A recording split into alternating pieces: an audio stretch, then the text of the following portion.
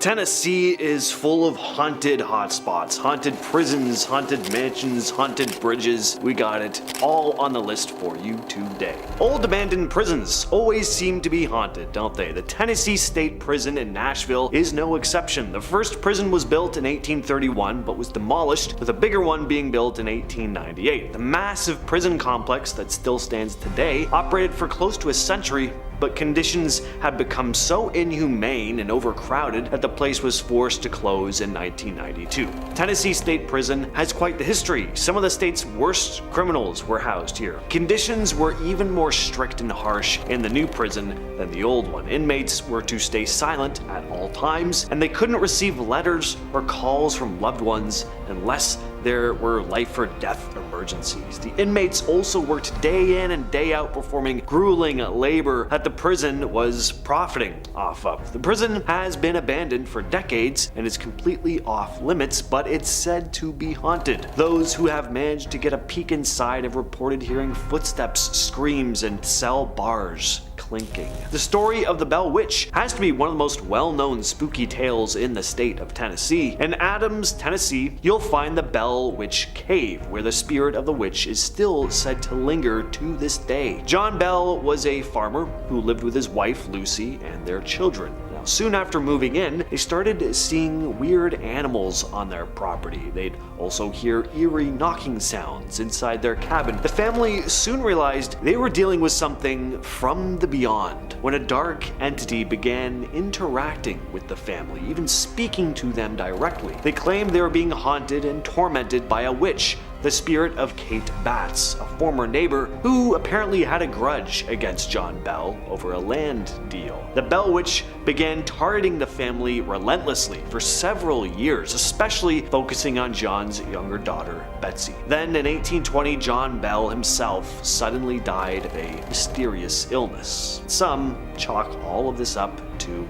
the spirit of a witch. Shiloh National Military Park was the site of a gruesome battle in the American Civil War. There were over 23,000 casualties in the Battle of Shiloh in 1862, and the spirits of these dead soldiers are said to haunt the park till this day. The park's cemetery is said to be the most haunted spot, where 3,500 soldiers who died in the battle were laid to rest, and a large majority of them are unknown. Some visitors say they can still hear the faint sounds of battle emanating from the cemetery at night. There's also a nearby pond, which is said to turn red on occasion, where dead soldiers once lay dead on the battlefield. People have also seen full apparitions wandering the grounds at night, dressed in full Civil War military garb. Next up at number 7, the Haunted Hotel. Very appropriately named. This hotel is the known site of at least 12 killings, and the infamous Axeman of New Orleans is said to have lived at this very hotel during his notorious rampage of the city. Years later, a bloody axe was found at the hotel when undergoing renovations, and it's now actually displayed in the lobby for all to see. Those that have dared to stay at the haunted hotel have witnessed terrifying apparitions, and many have left in the middle of the night fearing that the spirit of the Axeman had come back to hurt them. So stay if you dare, but beware, as it could be your last night in this realm if you do. Next up at number 6, the Jimani Lounge. The site of a tragic fire in 1973, the Jimani Lounge is one of the newer haunted locations in New Orleans. The upstairs lounge at Jimani was a gay bar at the time, when somebody intentionally committed arson, killing 32 of the patrons and brutally injuring hundreds more. The upstairs lounge never reopened, but to this day, the ghosts of the men who died there haunt the halls looking for answers and seeking revenge on whoever did this to them. Visitors of the Jimani bar say that they feel the presence of the tormented souls and often cite inexplicable icy chills, hearing voices when no one is around, and even the smell of burning flesh. So enter if you dare, but make it clear clear you come in peace, as you never know what might happen if you make the wrong move. Coming in at number 5, the Hotel Monteleone. Built in 1886, the Hotel Monteleone was once a beloved place to rest your head for the night, but it's now a terrifying place full of spirits that shock all who enter. Sadly, many died from yellow fever at the hotel, and the spirits continue to haunt the halls to this day. They can be heard running around the 13th floor, and some guests have even witnessed the spirits asking to play hide and seek or reaching for their hands, saying they're lost, only to disappear as soon as they make eye contact. Another haunting entity is William Wilder, a guest who was killed while staying in the hotel, but there are countless other spirits walking the halls that have yet to be named. Over the years, paranormal investigators have visited, attempting to get the spirits on camera, but all they've captured are creepy encounters that make their spine tingle. Next up at number 4, the Beauregard Kai's house. Now a museum, this house was once home to Confederate General Pierre Beauregard, the Sicilian Mafia, and later beloved author Francis Kais. Ghosts from the Civil War are believed to haunt the museum, and many guests claim to have heard loud footsteps or even seen bloody soldiers, missing limbs with their faces blown off, wandering the grounds, staring blankly into the distance. Legend says Paul Morphy, an acclaimed chess player during the 19th century, was born in this haunted house, and it's believed he was driven mad while living there, becoming possessed by a demon and running down the street with an axe, threatening to kill anyone who came near him. He was later found dead in that same house, and is believed he haunts it among the soldiers and victims of the mafia to this day. Coming in at number 3, Muriel's Seance Lounge. Back in 1788, Pierre Jordan purchased the building now known as Muriel's Seance Lounge, only days before one of the worst fires to ever hit New Orleans. Determined to fix things, Jordan rebuilt the building and soon called it home. But sadly, Jordan had quite the gambling problem and risked his home on a steep bet while playing poker, and sadly lost his home forever. As the legend goes, Jordan was so distraught about losing his home, he hung himself on the 2nd floor so as not to have to live without it. Today the building is full of spirits. People have heard a strange woman's voice coming from the walls during seances, and many say it is not unusual to witness objects flying across the room or see glasses shattering throughout the courtyard. Some believe the seances have allowed too many spirits to enter, and fear that the spirits are becoming angrier and angrier as the years go by. So enter if you dare, just be careful you don't get possessed while contacting one of the many spirits that haunt the halls. Next up at number 2, Myrtle's Plantation. On top of being the site of many tortured slaves during the 18th and 19th century, the plantation house, now a haunted bed and breakfast, is rumored to be built on top of an ancient burial ground. The most famous ghost that roams the ground is Claire, a slave of the family who poisoned the mother and daughters after having her ear cut off for listening to conversations through a keyhole in the door. Chloe was killed after poisoning the family and is believed to walk the grounds wearing a green turban and terrorizing guests. But she is not alone. At least 12 other ghosts are known to haunt the grounds to this day, including the family that owned the plantation and other souls of the tragic deaths on the property. Visitors have witnessed inexplicable handprints or faces suddenly appearing in mirrors, and the apparition of a girl who will practice voodoo on sleeping guests. So unless you are looking to get possessed in your sleep, it might be best to look for another place to stay. And last up in our number 1 spot, the Ursuline Convent. Back in the 1700s, the convent was run by nuns and housed casket girls. Casket girls were young women who had come from France to marry colonists and got their name from the casket-shaped boxes containing their belongings that they were holding when they arrived. After their arrival, strange things started happening and the girls started disappearing. Locals declared them to be vampires out to kill them. The 3rd floor had been where they were residing, and to protect the nuns and other citizens of the town, it was decided the doors would be sealed shut with nails blessed repossessed by the Pope, and no one ever dared set foot on the floor again. That was until 1978, when two paranormal investigators wanted some answers to the legend and camped out in front of the convent. As the legend goes, the two dozed off during their investigation, and the next morning, the doors that were previously nailed shut had wiggled loose and the investigators were found dead, torn open and drained of their blood. So if I were you, I would leave this off of the list of visiting spots. Starting us off at number 10, the Old Red Field Road.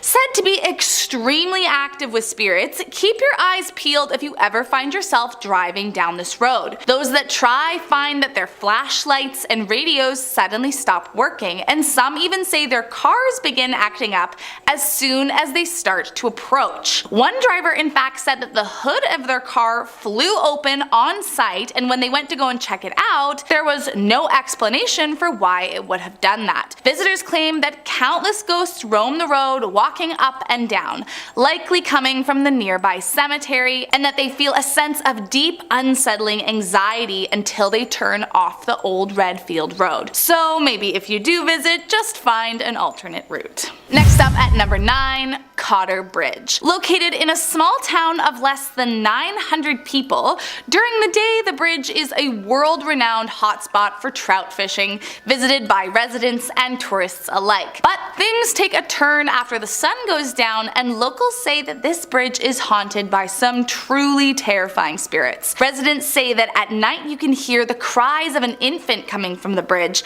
and the sounds of young people playing for hours and hours. But most haunting of all is the woman who can be seen sprinting from vicious hounds. No one knows who she is or why she's being chased, but the fear of her screaming voice has scared residents from ever daring to get too close. Coming in at number 8, Fort Smith Courthouse. During the late 19th century, Fort Smith was the site of many sentenced to be hanged. In fact, it was rather notorious for it, as the presiding judge at the time, named Isaac C. Parker, got the nickname the Hanging Judge from sentencing a whopping 160 people to their death, 79 of which received the punishment. The hangings happened outside the courthouse in the gallows, perhaps as a warning sign for all to see what happened to criminals.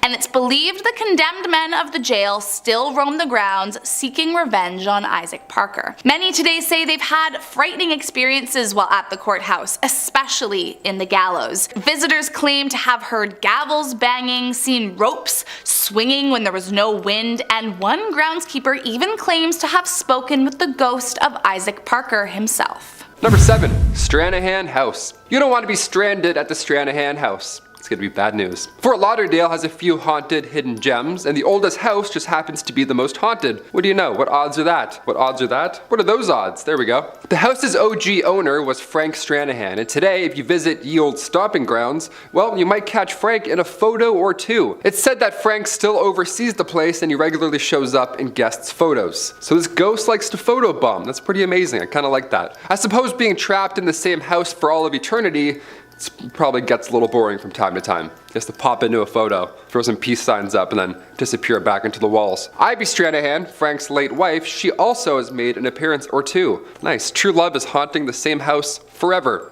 Guests have felt a cold hand on their shoulder, and her perfume still lingers in the hallway. Must have been some good strong stuff. Nice. Now it's not all fun and games. Augustus Stranahan, aka Frank's father, well, his ghost likes to throw books. It's really aggressive, so heads up for that, I guess, if you go. Cheers. Number 6, the Plaza Resort and Spa. Ah yes, kick back and relax with ghosts. It's just what you want. You're never alone, I guess. That's a plus side. The Plaza Resort and Spa sounds like a relaxing getaway until you start looking up footage of the actual resort. One's gonna get your attention for sure. Back in August 2013, security cameras captured late night footage of this shape-shifting ghost, some sort of spirit, some scary blob. It's bad news, really, in any regard. What happened was the original building was destroyed by fire in 1909, and current staff will testify that they've seen the ghosts of victims caught in that blaze. How they know? I have no idea, but apparently they do do know. It's a lot of details for one ghost appearance. One of the most common sightings includes a woman whose spirit is known to mess with the elevators and make items in the kitchen disappear. Okay, really? That last one's for sure an employee stealing food. He's like, oh yeah, I don't know. I think a ghost ate that cheesecake, boss. I don't know, spooky stuff, spooky. Number 5, the Blue Anchor Pub. Another bar, another haunted bill to pay. Here we go, debit or credit. Heading over to Delray Beach, the Blue Anchor Pub was built in 1840s in London, but the wooden interior was sent to New York City and then later on sent to Florida in 1996. So yeah, these spirits must be confused. They go from Jack the Ripper to some dude wearing a Yankees hat talking to a TV. Trapped in the wooden interior is the ghost of one Bertha Starkey, who was sadly killed by her husband back in the 1840s. Now, you know Bertha is lurking about when you hear rattling pots in the kitchen, and sometimes if you're really unlucky, you'll hear wailing in the middle of the night. Nice. Again, horrible sleep at this place. The Blue Anchor sounds like a really relaxing time, but every night at 10 o'clock, the current owners will blast the ship horn to scare away her spirit. I don't know, I feel like blaring a ship horn at 10 p.m. is more jarring than some pots and pans moving sometimes. You know what I mean? I'd rather hear the pots and pans than in the middle of the night. No way. Number 4, the Biltmore Hotel. Another hotel to avoid at all costs. Awesome, we love these ones. First of all, do you actually like staying at a hotel? Some people love it. Some people find it super relaxing. I can't help but think about what went on in the bed before me. You know what I mean? Like, you're like, why does this part of the bed feel a little bit caved in? What's going on here? Every time I'm in a hotel, I have the worst dreams and I can't sleep at all. The Biltmore Hotel in the city of Coral Gables is also one of the most haunted hotels in Florida. You've probably heard of this at some point. It all started in 1926 during initial construction. The Biltmore witnessed a foul killing on the 13th floor. The 13th floor of all floors, my God. The Biltmore was also turned into a military hotel during World War II before ultimately being closed and then abandoned later in 1968. Now, the city renovated the hotel later on in the 80s, but it didn't take long for ghost stories to start to spread. It's horrible, horrible past, I mean, more than fair. Now, of course, the most activity is on the 13th floor, so if you do check this one out, really double down, go to the haunted floor, you know, don't just look outside and then book. Go in, stay a night. I can't believe some buildings don't have a 13th floor. Can you imagine that? Well, they do, but everyone pretends that they don't. You know what I mean? They're like, yeah, it's 12. I don't know, we'll see. Are you a 13th floor believer? Comment down below. Me personally, I don't think so, because it's the 14th or the 12th. Or the 13th, I don't know anymore. No one knows anymore. It goes 11, 12, 14. You're like, really? What's the 14s? We know what's going on here, come on. Number 3, Tampa Theater. If you're a fellow theater kid, you're also gonna love this one. Here we go. Tampa Theater opened up in 1926. The theater is now said, of course, to be haunted by a woman that was struck and killed by a carriage on the property. Imagine being hit by a carriage. It's so slow. This was actually before the theater was built, so her spirit has been there for a while. If you go to Tampa Theater today, you might catch a glimpse of that woman in a white gown walking across the mezzanine hallway. This time without carriages whipping through, hopefully, sans carriage. Imagine telling somebody in front of you to sit down during a show, then they just disappear. You're like, I think that was a ghost. I think that was probably a ghost. It says in the playbill, ghost, so maybe that was her. Tampa Theater, of course, has leaned into these claims. Now they offer Ghosts of Tampa Theater Tour, where guests can learn about its haunted history. I'd love to do this tour. I don't know, maybe I'll go to Florida. Who knows? I won't. I'm like, I'm probably not going to. Number 2, Key West Cemetery. A cemetery that's haunted. Get out of town. You don't say. The Beachside Cemetery was built in 1847. Now, it was built specifically for victims of a hurricane that occurred a year prior in 1846. That's terrible. Now, this cemetery is the final resting place for roughly 80,000 to 100,000 people. So yeah, I can only assume there's a ghost or two hanging out. That's extremely tragic. Walking through a graveyard at night is scary enough anytime, but Key West Cemetery is so specific that the entire time you're walking through, you feel connected in a way. Now, me personally, I'm all set. I don't want to feel connected to an 1846 tragedy. I'm all set. I'll go the long way around the cemetery, then I'll meet you on the other side, if anything. But if you're into this kind of thing, they also offer ghost tours, so knock yourself out. There you go. Apparently, it's too scary for children, so that's a plus. Lines will be a little shorter than usual. And finally, number 1, St. Augustine Lighthouse. A scary lighthouse? How? How is that possible? The St. Augustine Lighthouse is located, of course, in Florida and was built between 1871 and 1874. And it's considered Florida's first official lighthouse ever. Imagine that. Boom, let there be light. Hey, I made you a lighthouse. Enjoy, we're all good now. There have been several tragic events over the following years, seeing as it's the first lighthouse ever. Seen a lot of history. But even during initial construction, construction, there were several freak accidents on site. Today, said spirits are still lurking about. Sightings of shadowy figures are common, but one time, just one time, somebody saw a hand coming through the tower door. Yeah, a floaty hand, like from Idle Hands. How terrifying is that? Can you imagine just a Smash Bros hand just lurking near you? Several guests have reported furniture also moving around on its own, which is definitely a hazard. And one person even said that they had some of their arm hairs plucked off of them while they were in the basement. Probably that floaty weird hand just doink. Give me one of those. Another guest felt someone grab their ankle at one point while walking down a hallway, which actually caused them to trip and fall down, so something's going on. I don't know what this ghost hand wants, but it's pretty chaotic to me, it seems. Coming in at number 10, the Devil's Tramping Ground. This scary site is located about 10 miles from Siler City in Chatham County, North Carolina. The Devil's Tramping Ground is a strange footpath that forms a circle 40 feet in diameter. Locals claim that this is where Satan himself walks to contemplate his evil deeds. The path is completely free of vegetation, and the only thing that will grow inside of the ring is tough clumps of grass. Apparently even sticks left in the pathway are cleared away by the following morning. There are a few other stories of where the circle may have come from. Some folks claim that the area was a meeting for Cherokee people who made the circle bear with dances. Others link the site to the lost colony of Roanoke, and scientists have tried to explain it as being a former molasses mill. Whatever you think may be the case, visitors have claimed to see red glowing eyes in the circle. If that doesn't sound evil, I don't know what else could. If it is the devil's place to think, he sure does do a lot of thinking. I wonder why this spot in particular. There is a scenic byway named Devil's Tramping Ground Road, and it's free to travel, but the actual site is currently located on private property. Number 9, Paint Rock. You can find this location near the Tennessee border and the small town of Hot Springs. Paint Rock is considered one of the most haunted places in North Carolina. It has been a landmark for eons, and it features one of the best examples of Native American pictographs in the state. There is a figure of a lone Cherokee man that has been seen walking through the forest near Paint Rock, but that's not the scary part. What makes this one of the most haunted places is more about the famous body of water it overlooks. Legend has it that singing maidens there have lured many men to their demise. These maidens sound like something straight out of Harry Potter, and I'd love to know what it is that lured the men in. Do we think they sang, gave them an offer they couldn't refuse, or did they just put these unlucky men into a trance? So many things I'd love to know about the maidens without going anywhere near the water. You can still visit Paint Rock today and check out the Native American history,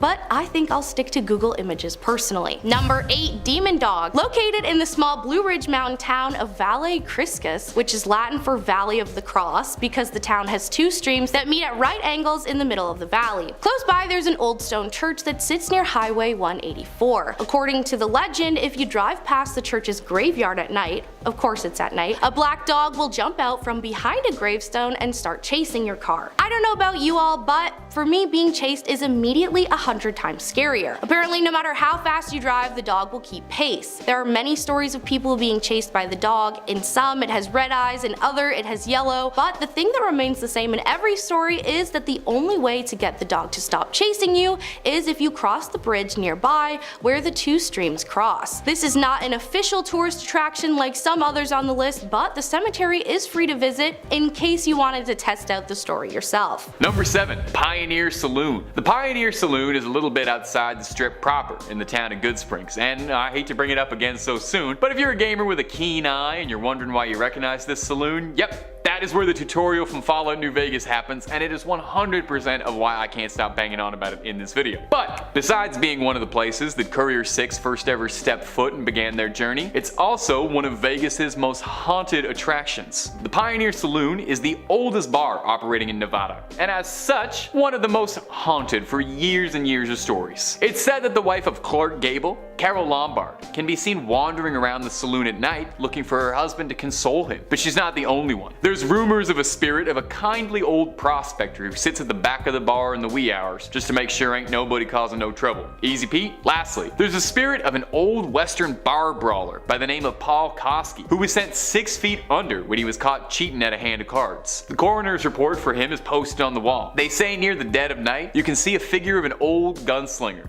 bleeding out of his side, watching the bar. Number 6, the Mob Museum. Hey, there ain't nothing to see here. Move along at this one. There's nothing to see at point number 6. Well, actually there is. Quite a lot. The Mob Museum is a showcase to the people that made Las Vegas what it is today. Gangsters, crooks, criminals, and all. The museum serves as a monument to all things crooked and corrupt, and is built in the old Las Vegas courthouse, where several of the people who are featured in the museum received the sentence that would change their lives, so to speak. As well, one of the most prominent features of the museum is a swath of the brick wall from the St. Valentine's Day Massacre, still riddled with bullet holes from the infamous Bloody Clash.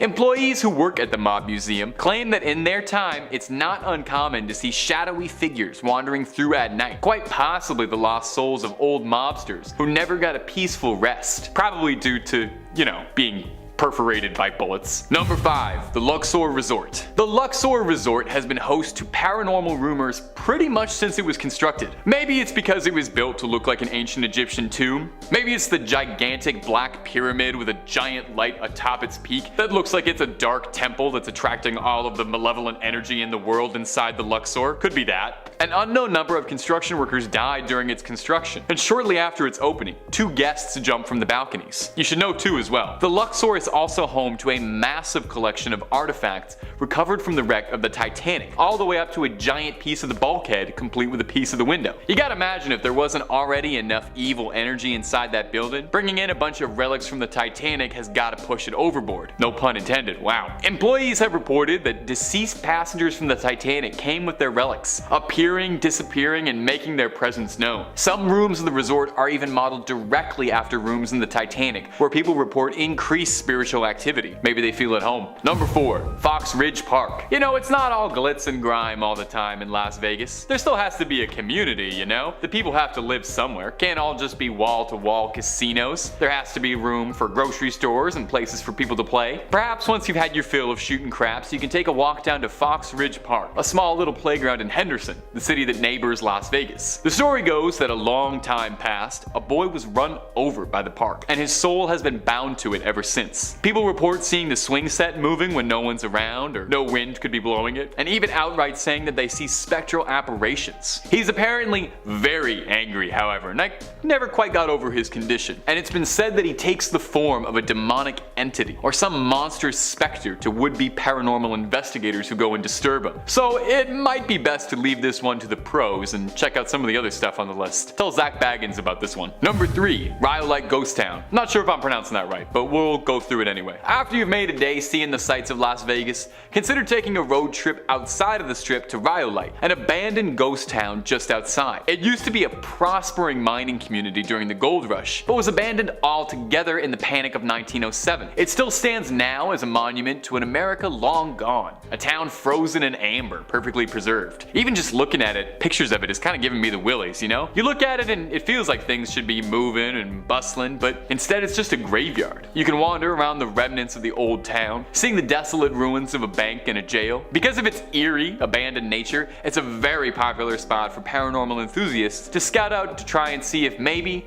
just maybe, they can catch a bona fide ghostly gunslinger or vanquished varmint still wandering around on this mortal coil. Number 2, Hoover Dam. Hoover Dam? What? Really? Well, yeah, you would be surprised how many rumors and ghost stories I found about Hoover Dam while researching for this video. So many of them, they ought to call it the Hoover Dam. Thank you folks, thank you. I'll be here all week. Not really, just this video, but you can catch me on Top 5 Scary if you liked me. In the years since the impressive dam's construction, it's seen its fair share of fatal jumpers who chose the iconic landmark as their last destination. As well, over 100 workers were fatally injured in the construction of the dam between 1931 and 1936. Some visitors to the dam report hearing dripping water and what sounds like malfunctioning equipment despite everything working in order. As well, some of the employees who work at the dam complain of tools missing or things malfunctioning, not working properly during the lower levels. But this is just the tip of the iceberg. When Hoover Dam began to rise, so did the waters of Lake Mead. The town of St. Thomas had to be evacuated. After the water water levels of Lake Mead had calmed, and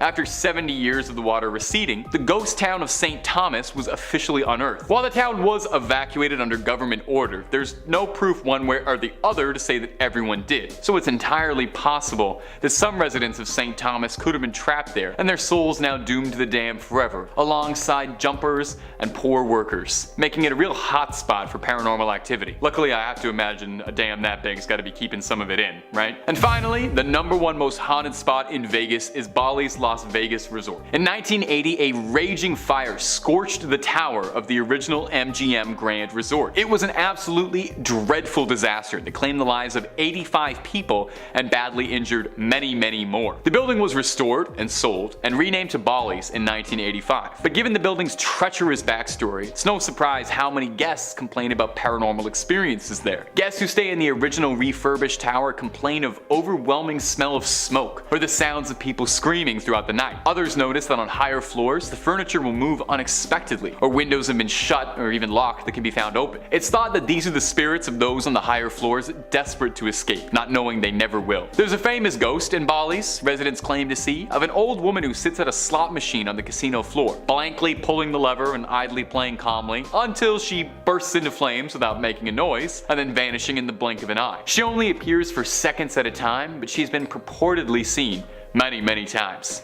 Ugh. Kicking off our list at number 10, Room 206. This gives me Stephen King 1408 vibes, and I'm not sure that you're ready. Next time you visit Florida, make sure you read every customer review before you check into a hotel, because some of them might be full of ghosts. That might be a thing that you just might have to deal with. Room 206 at the Super on International Drive, apparently it's super haunted. Guests have reported the bed shaking in the middle of the night, probably terrible for your sleep, or freezing cold air even though the AC is turned off. And worst of all, guests have seen their bed look as though somebody was sleeping there moments before, even though it was perfectly made right before they checked in. Can ghosts squat? Is that legal? We've got a couple of spirit squatters in our room. Gotta move. Number 9, Disney on Ice. Many families love to visit Orlando at this time of year. The theme parks there are spectacular, especially Disney World. I went once when I was younger, but I don't recall ever seeing a real life Walt Disney. I don't know, maybe it has something to do with the fact that he died in 1966.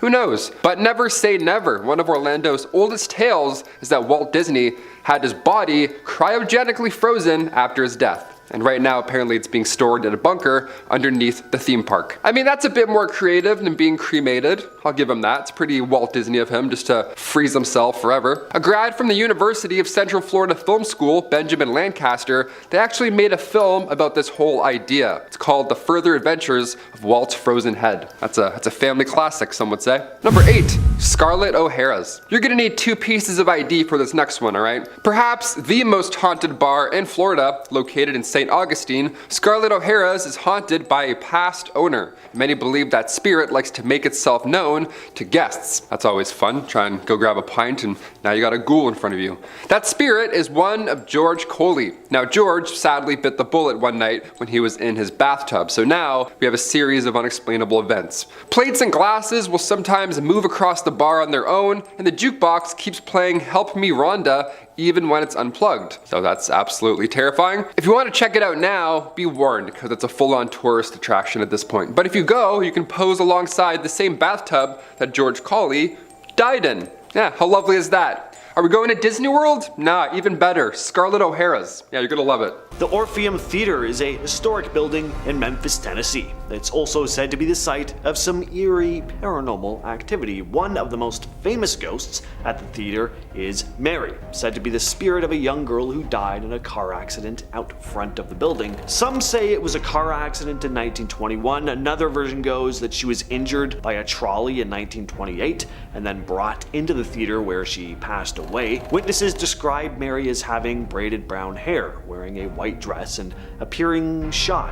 She's often seen seated in a side box on the mezzanine or dancing in the hallways at night. But Mary's not alone. Some claim there's a male ghost, possibly named David. The story goes that David is tasked with guiding Mary into the afterlife, but since she just refuses to leave, he stayed bound to the theater as well. Another spirit is known as Eleanor. She's said to stalk the foyer of the balcony. Lights will flicker, tools will mysteriously move throughout the building, and doors will slam on their own. Sometimes the activity here is so bad that it startles the actors during performances. Next, we have another former prison, Brushy Mountain State Penitentiary in Morgan County. Now, unlike Tennessee State Prison, this place is open to the public. Not only are there ghost tours, but concerts are even held here. How would you like to go to a concert in a former prison? That's odd. So you have ample chances, though, to see if the place is really haunted for yourself. As Tennessee's first maximum security prison, it was home to some of the state's most dangerous criminals for over a century. It's probably most famous for housing James Earl Ray, the man who killed Martin Luther King Jr. A lot of inmates would die here, either working in the harsh conditions of the mines or at the hands of other prisoners. Brushy Mountain State Penitentiary operated as a prison until 2009. Today, visitors will report stuff like being tapped, shoved, or even scratched by unseen hands. Some will even say they hear growling sounds coming from the dark corners of the prison. Millington's Meeman Shelby Forest may seem like any other scenic nature getaway, but there's said to be something dark lurking in the woods. A creature that is not quite human, but not fully beast either. Part man, part pig, pig man. The park sits along the Mississippi River. It's home to beautiful trails and campsites, but as night falls, some say you need to keep an eye out for the malevolent creature known as the pigman. Some say pigman is a spirit, some place it in more of the cryptid category, but there are different versions of the story. Probably the most well-known is that of a man who'd been working at an explosives production plant during World War II. He suffered a terrible accident. The tip of his nose was burnt off, giving him kind of a piggish face. He was also just horribly disfigured from all the burns, and he was shunned by the locals in town, so he was forced to retreat into the woods to live out the rest of his days in solitude and anger, living as a pig man. It's said on some nights you can hear a horrific pig squeal coming from the depths of the forest, meaning Pigman has struck. And if you go to Pigman Bridge on a full moon, turn off your engine and lights, roll down your windows before calling out to Pigman 3 times, he just might show up. The Sensabaugh Tunnel, located off Big Elm Road in Kingsport, has become known as one of the most haunted spots in the state. It was built in the 20s and named after landowner Edward Sensabaugh. One tale tells of a homeless man who broke into the Sensabaugh home to steal valuables, using one of their young ones as a shield during his escape. Mr. Sensabaugh wasn't able to catch the thief, who ended up drowning his young prisoner in the water by the tunnel, which has now been dubbed Crybaby Pool. Another version of the story goes that Mr. Sensabaugh himself became deranged one night, killing his wife and the rest of his family before ending his own in the tunnel. It's said that if you drive into the tunnel and then turn off your car's engine, your vehicle won't restart until Sensabaugh himself is seen approaching. People will also report hearing eerie sounds emanating from the tunnel, like cries, or see the apparition of Ed Sensabaugh in their rear view mirrors, and ghostly handprints appearing on windows. Great Smoky Mountains National Park is a place I've talked about before on the channel. It's one of those national parks where people have been known to go missing, and I mean there 1 second, gone the next, as if the forest just swallows them up. You also have what's been referred to as the Brown Mountain Lights, strange glowing orbs that will show up along Brown Mountain. They're still unexplained, but some think they might be supernatural, others think they could be extraterrestrial in origin. You also have the tale of Lucy. One cold night in the early 1900s, a man named Foster was traveling along the forest path when he came across a young woman wandering alone through the dark woods. He offered her a ride home on his horse. She accepted. He dropped her off in front of her cabin, but over the next few days, he just couldn't get this woman off his mind. He returned to the cabin to see her. Some stories go that he just wanted to go there and ask her to marry him, because that's the way it was back then. Lucy's father answered the door, and when Foster asked where Lucy was, the man's face went cold. Her father informed him that she had died years ago when their old cabin burnt down to the ground, so Foster had ridden home with a ghost. There's always a haunted bridge. Bryceville, Tennessee has Drummond Bridge, said to be haunted by the spirit of a man who got into an altercation with a young soldier and paid the price. Our tale begins in 1893. One of the most handsome men in the area was named Richard Drummond. All the ladies fawned after him, and one night he showed up at a dance that several soldiers were attending. He ended up getting into an altercation with one of the soldiers over a girl. The soldier was later found dead outside the building, and Drummond was now the #1 suspect. A group of men pulled Drummond from the boarding house he was staying at before beating him. It's said that Drummond's spirit lingers at the site, tethered to the spot where he drew his final breaths. Some visitors will claim to hear the sound of Drummond's labored gasps for air echoing through the night. Some even say they've seen his apparition pacing along the bridge as the clock strikes midnight. Residents will also claim that cattle will just avoid grazing in the fields beneath the bridge, and dogs will often refuse to cross it. And finally, we have Craigfont Mansion in Castellan Springs. This mansion was originally constructed by General James Winchester from 1798 to 1802. It's a pretty gorgeous looking building. I mean, it is a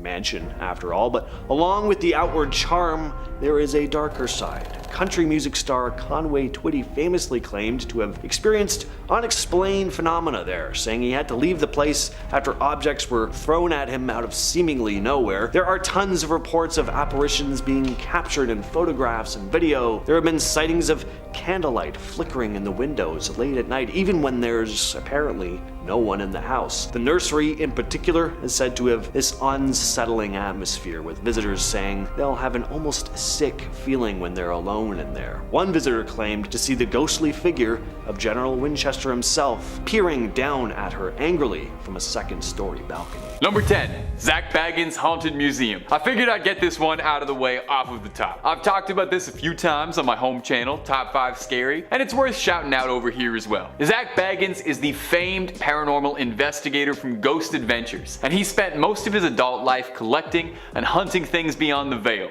and he's put it all under one roof for your pleasure. The building itself is said to be haunted, and to Vegas residents, stories go that it used to be home in the late 70s to all kinds of satanic and dark rituals. Since then, it's been rumored to be haunted. No doubt why Baggins wanted to open it there. Baggins' collection boasts some truly impressive relics like the Dybbuk box, thought to be one of the most cursed objects in the entire world. Visitors to the museum report all sorts of unease, seeing strange shadows and figures while they navigate the halls. The museum offers tours for fledgling ghost hunters, and even offers nighttime tours where you have a free roam of the facility, with nary but a flashlight to guide you if you're feeling brave. And if you're feeling truly brave, keep clicking through on Most Amazing and watch all of the fantastic top 10 scary content we've got. And if you got a little room left over, you should check out Top 5 Scary. I hear some of the hosts there are just lovely. Number 9. La Plaza Mansion. The La Plaza Mansion is a now abandoned, allegedly haunted mansion in Las Vegas that was once home to a notorious mobster known as Tony the Ant Spilotra. Over the years, there has been a score of rumors and hearsay out of the Plaza Mansion as to what kind of violence has happened inside those walls and inside the secret tunnels that are built underneath it, as well as the secret rooms around. It makes a good sense that a place where mobsters would meet and greet probably saw its fair share of dark dealings. Various inhabitants over the years have complained of spirits on multiple occasions. One particular vivid story details someone being choked after a glass of wine exploded mysteriously. As well, female guests have reported hearing hooting and hollering while showering at the Plaza Mansion. Pervert ghosts. Yeah, learn something every day. The mansion is closed, but it recently went up for sale again, but it's been struggling to find a buyer. I guess no one really wants to buy a home where you know a ghost is going to be watching you use the loofah. Number 8. The Flamingo Resort. The Flamingo was the prized property and hotel of Bugsy Siegel, the legendary New York mobster who was the undisputed first king of Las Vegas, as he was influential and key to the development of the Las Vegas Strip, becoming the beloved den of sin that we know today. Unfortunately for Bugsy, he didn't get to enjoy his time with his precious flamingo very long, as he was assassinated by a rifle in his own home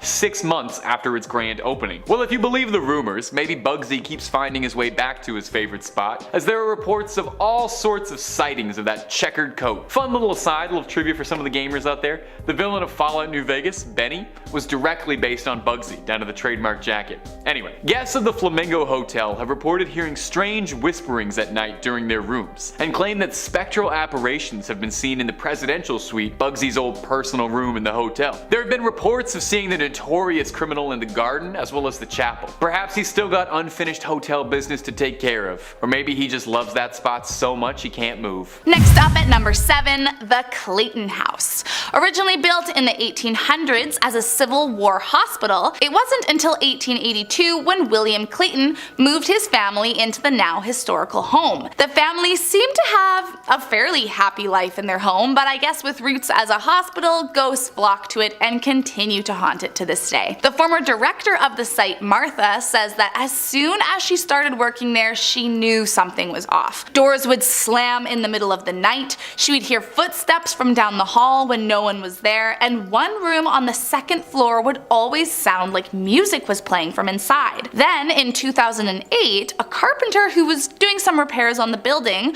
took pictures to keep track of the progress, but when those photos got developed, he saw a woman dressed in brown lurking in the back of one of his photos. And he wasn't the only one to claim to have seen her lurking in the corners. After a while, Clayton's house had kind of a reputation, and so paranormal investigators started visiting. And using EVPs, they got recordings of a man shouting obscenities at someone named Anna, which piqued their interest as one of Clayton's daughters was named Anne. But maybe most terrifying was one woman who says that she was standing by herself in the hotel when her hair was tugged hard. She turned around to see who had snuck up on her, assuming it was a prank, but no one was around and she was all alone. Next up at number 6, the Toltec Mounds. A hiking trail might not be the first place you'd expect to be terrifyingly haunted, but it makes much more sense once you know that it leads through the remains of an ancient civilization. More officially referred to as the Plum Bayou Mounds, there were once home to a large group of people beginning around 600 AD. But what no one has been able to figure out since is their sudden and mysterious disappearance in 1050 AD. It's thought that the mounds were used for a variety of different purposes, but we know for sure that at least one was a burial ground, and as you can imagine, that is where most of the ghost sightings have occurred. Visitors who pass through the trail say they've seen strange apparitions of what looked like ancient people, along with mysterious orbs of light popping out of nowhere, and some say that if you walk by at night, you'll hear footsteps of the ancient civilization that will send you running as far away as you can. Coming in at number 5, the Basin Park Hotel. This hotel has long been the site of many paranormal sightings, although no one knows exactly why so many ghosts conjugate in this building. One belief is because the hotel possesses magical abilities due to the famous spring waters that it's built beside. During the 1800s, the indigenous people of the area talked about their holy springs, and it led many to believe that Eureka Springs had healing powers that could cure ailments and crippling conditions. Maybe these holy waters are what make the spirits more visible to the human eye today. Most famously, in room 307 lies the ghost of a cowboy who's been known to taunt the guests who stay there, waking them up in the middle of the night. Other entities that visitors claim to have witnessed are the young, translucent woman with steel blue eyes and cotton candy blonde hair, as well as a girl who runs around in pigtails and a yellow dress. Those that stay say they often see various orbs of light appearing around the grounds as if out of nowhere, and that objects will move all on their own very frequently. So if I were you, I'd just find a different hotel to stay at on your visit. Coming in at number 4, the King Opera House. While it's safe to assume you'd expect some kind of drama at the opera, usually it's left to the actors on stage. Said to be haunted by the ghost of a young actor named Charles Tolson, many believe they've seen the famous man roam the halls where he had his last performance ever. As the story goes, Tolson was a talented young man and owner of a traveling actors company that happened to be performing at the King Opera House for a week at the end of September in 1903. Tolson caught the eye of a young woman named Allie Parchman, who was just 17 but bored to death by her town and looking for adventure. But Allie's father got word that she intended to leave town with the young man and elope, and this made him furious. Her father ran down to the opera house to confront Tolson and kill him. When he arrived, he shot him 3 times, and although Tolson didn't die then, his life was over by the next day while in the hospital. Visitors of the opera house say they feel a strange sensation when they enter, like they're being watched constantly, and some even claim to have witnessed him lurking the halls in his Victorian cape and top hat. Next up at number 3, the Crescent Hotel and Spa. Not only is this Victorian beauty believed to be one of the most haunted places in Arkansas, but some have even said it might be one of the most haunted places in all of America. Before its time as a haunted hotel, it was a hospital run by a crooked doctor who fooled his cancer patients into thinking that there was a cure. So as you can imagine, it's riddled with spirits with a vengeance. Over the years, countless guests and staff have come forward telling their tales, claiming to have heard strange sensations, slamming doors, abrupt waking in the middle of the night, and even seeing full-bodied apparitions while staying in room 218. It is believed that the room is haunted by the ghost of Michael, who was a builder for the hotel that fell off the roof to his death back in 1885 and landed right in front of where room 218 sits. Others claim they've seen a middle-aged man with a white mustache sitting at the bar who vanishes out of sight.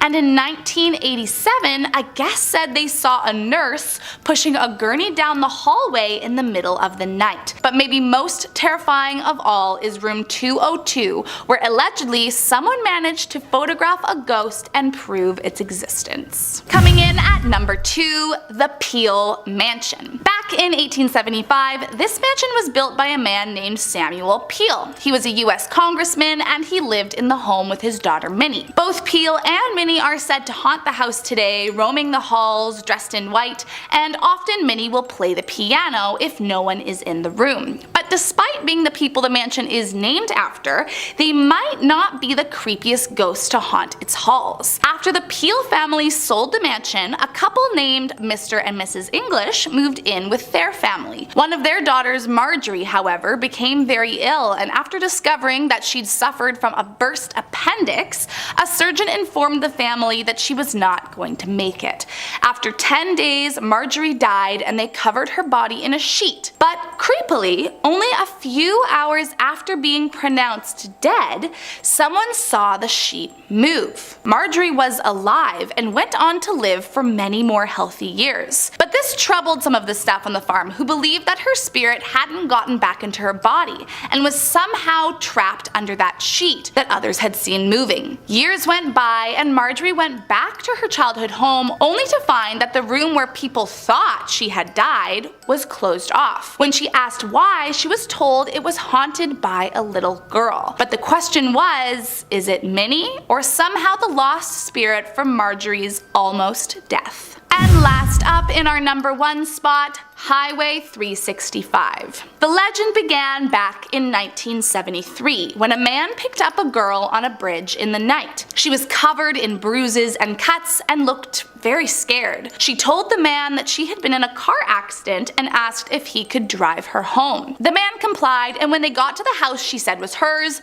she suddenly vanished from his car. Too stunned to realize what he'd just witnessed, the man went up to the door of the house anyway. The door was answered by the girl's father, who said that she had just died on that very bridge last month. But he wasn't the only one to see the girl in white, as she became known. The next year, a different man picked up a young woman on a bridge and drove her home. When they arrived, she asked if he could knock on the door since the house was dark. But when the door opened, the girl was gone, and the mother explained that her daughter had died 1 year earlier that same night. Finally, another year went by, and another man picked up the same girl dressed in white near a bridge in the rain. He offered her his coat to keep her warm, and when they got to her house, she vanished along with his coat. After talking with the dead girl's parent, who said she visits every year on the anniversary of her death, he went to visit the girl's headstone only to find his missing coat draped across it. Starting off at number 10, Jackson Square.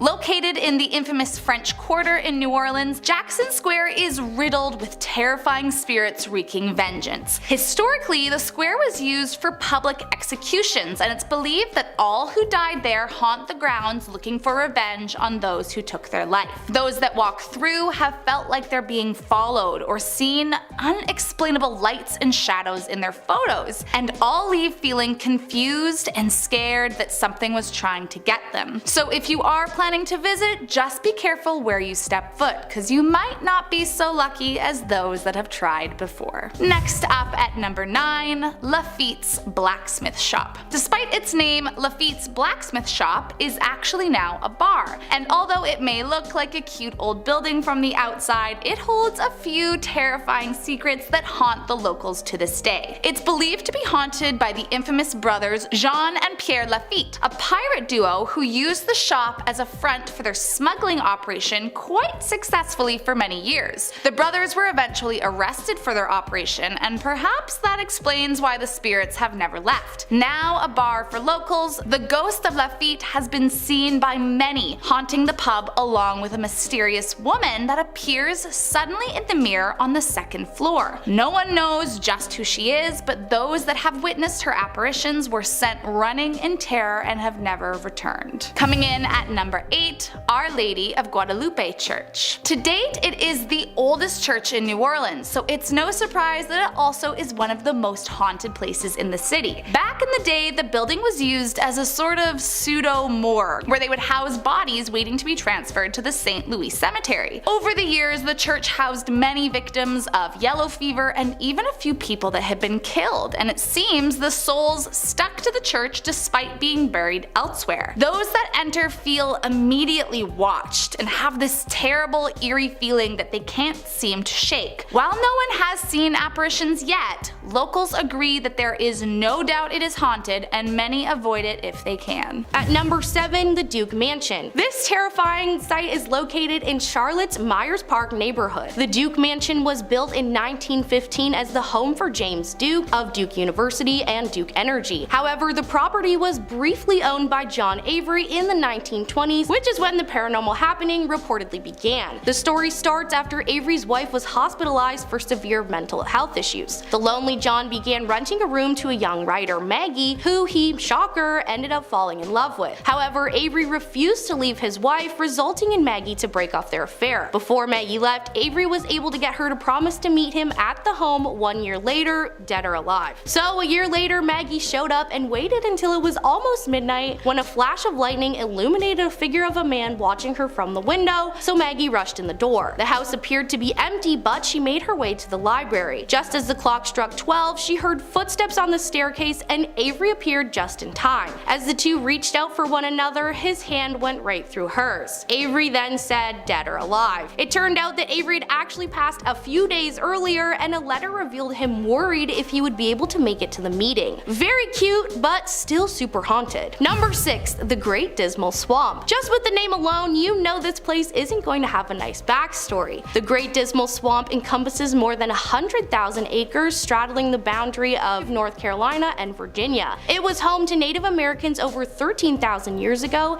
and George Washington tried to convert the wetlands into farmlands. Though pretty, the swamp is dangerous and spooky. Along with the wild animals, including snakes, the swamp is deep and hard to get out of. Many have drowned in the water, and mysterious lights have been seen in the forest gliding over the water. Hunters have even lost bears and deers, claiming they disappeared without a trace. The most famous tale from the swamp, however, is that of two Native American lovers. The woman passed before they could wed and was buried in the swamp. The man later drowned because he swore he could see his love in a white canoe. Now the pair can reportedly be seen from time to time paddling on Lake Drummond together. It sounds like this swamp holds far more than just a poor couple, and I think I'm okay without knowing. At number 5, Cedar Grove Cemetery. The Cedar Grove Cemetery, located in New Bern, was established in 1800 in response to the yellow fever epidemic, already starting off strong in the creepy department. Apparently, during the epidemic, so many people passed that at night trenches were dug in the churchyard in a line near the adjoining property, and the bodies were buried there indiscriminately. That sounds like the perfect recipe for a lot of forgotten and angry spirits looking for revenge. Then, after 1802, the cemetery became the major New Bern burial ground. Now the cemetery holds North Carolina's most influential citizens from the 19th and 20th century. The thing Cedar Grove may be best known for is the looming black entrance arch. Legend has it that if the arch weeps or bleeds its sticky rust-colored ooze, I have to add that is how it was described in the article I read, and I I mean, what a description. If you get oozed on by the arch, apparently you will soon be the one needing a spot to be buried. I don't know what the sticky, rust-colored ooze could be coming from a stone arch, other than some powerful supernatural stuff, so I think I'll definitely never be going there ever at all. At number 4, the Grove Park Inn. Considered the frightful jewel of the haunted Asheville, North Carolina, the Grove Park Inn has one guest that requires no checkout. The most famous apparition is called the Pink Lady. Although the ghost remains unidentified, it's believed that she was a young woman who fell 5 stories from room 545 to the Palm Court atrium back in 1920. According to the many stories of guests encountering the Pink Lady, it seems to me she's not a shy girl. One contractor who was repairing the room felt a presence. This gave him the chills, but his last straw was when he felt a tugging on his ear. Apparently he ran out of the room scared and never returned. Now that construction worker knows what's up. Any character in a horror movie needs to be more like him. Since then, many guests have reported encounters with the Pink Lady, most of which involve being touched by her. Oh, so the Grove Park Inn can quite literally make my nightmares come true. The general consensus seems to be that she is gentle, but I don't know, gentle or not, she's still a ghost touching me. Number 3, the Biltmore Estate. After a young George Washington Vanderbilt visited Asheville, North Carolina, his mother fell in love with the surrounding mountains. The historic estate was then built in the late 1800s on approximately 125,000 acres of land purchased by Vanderbilt. He established an impressive art and artifact collection and a library full of rare editions. In 1914 he passed, and his grandsons immediately inherited the estate, which they then turned into a tourist attraction. During his life, Vanderbilt loved to spend time in his Biltmore library when storms rolled in, and apparently he continues to enjoy it in his afterlife. Visitors of the estate have reported seeing a shadowy figure in the room when the weather turns gloomy. Even as a ghost, he still had style. Only coming out in the gloomy weather adds to the spookiness of it all. He's not the only one who still enjoys the house. The ghost of his wife Edith is also known to visit her husband there, with many guests reporting hearing her whisper George. Staff members have also said that the Biltmore Library is one of the most haunted places in all of North Carolina. They've heard eerie sounds of a party with clinking glasses, laughter, and echoing music. I personally try to avoid ghost parties, but it's good to know where not to go. Number 2, Teach's Hole. This haunted spot is located in the Outer Banks of North Carolina on Ocracoke Island, which is riddled with spooky stories. The most famous one, however, is Teach's Hole. Ocracoke Island was the home and the final resting place, kind of